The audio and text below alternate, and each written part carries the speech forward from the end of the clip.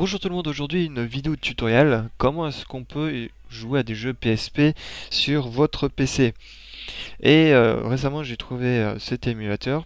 Disons que j'avais pu le découvrir auparavant, mais bon, c'était pas encore un système très abouti, il n'était pas encore très connu. Mais maintenant, bon, ça va, il a réussi à acquérir un stade de développement qui nous permet de jouer de façon optimale à tous les jeux PSP. Cet émulateur s'appelle PSPP, il y a un nom spécial, hein, PPSSPP. Donc, pour le trouver, c'est simple. On utilise le moteur de recherche DuckDuckGo, que je recommande, hein, honnêtement. En complément de Google, hein, je précise, il peut pas tout faire non plus, mais il est excellent. C'est celui que j'utilise par défaut, et s'il y a quelques petites choses qu'il n'arrive pas à faire, ou qu'il n'arrive pas à trouver, je passe sur Google. Donc, ce qui est bien, c'est que si le site est assez connu, il y a toujours un petit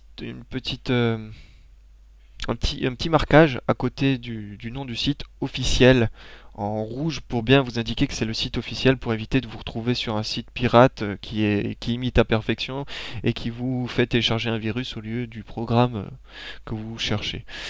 Donc ici nous avons la dernière version du programme de l'émulateur PPSSPP.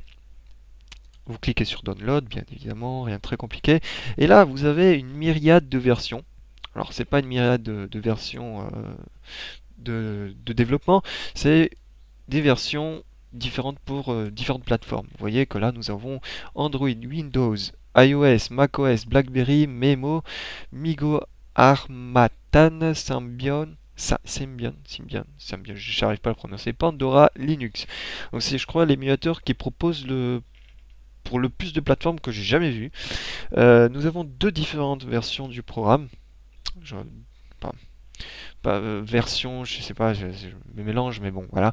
Une version Gold, celle qui est indiquée par un plus en or, et l'autre version basique qui est par un plus en bleu.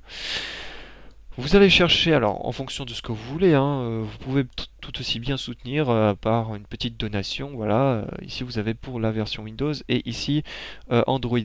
Donc ça c'est formidable, vous pouvez jouer à des jeux PSP sur Android. Alors c'est un petit peu galère parce que j'ai pas essayé avec cet émulateur, mais j'avais essayé avec un émulateur Game Boy. Et quand on n'a pas les touches physiques et que ça part de consoles qui avaient des touches physiques, c'est assez maladroit en fait. Donc j'ai toujours un peu de mal et avoir quelque chose de bien physique entre les mains, ça fait toujours plaisir. Donc vous allez ici, PPSSPP for Windows, donc vous téléchargez la dernière version. Alors là, il y a une version zip, vous dézippez, il y a un exécutable, vous double-cliquez et puis hop, c'est parti.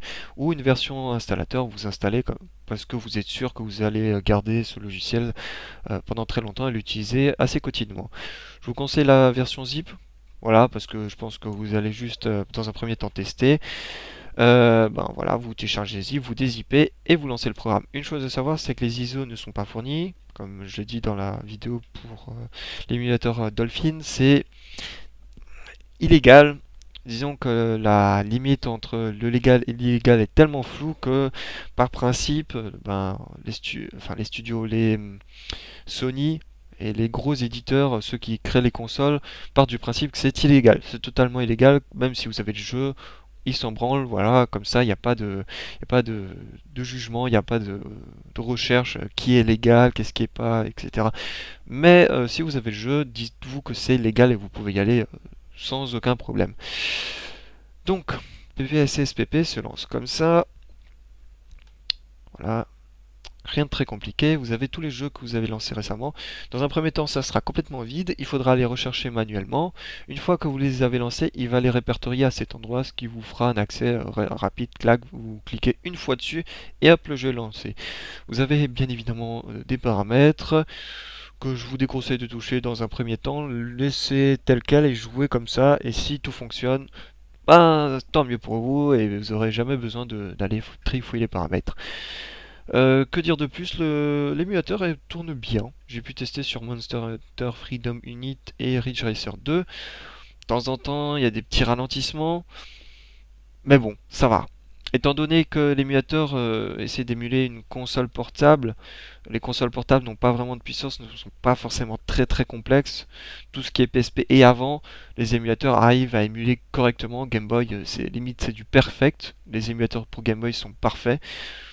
Voilà, du moins de ce que j'ai pu tester, sont tous parfaits et PSP PSSPP approche de la perfection. Voilà. Donc, vous pouvez y aller tranquillement. Je précise que c'est des jeux que je possédais sur la PSP, même si je l'ai plus parce qu'elle est morte et les UMD je les ai perdus et eux aussi sont morts. Voilà.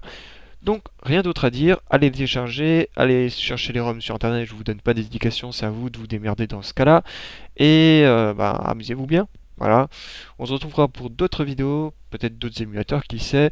D'autres vidéos sur des jeux vidéo, évidemment. J'aime bien le mot vidéo. Et moi, je vous dis à ciao, bonsoir.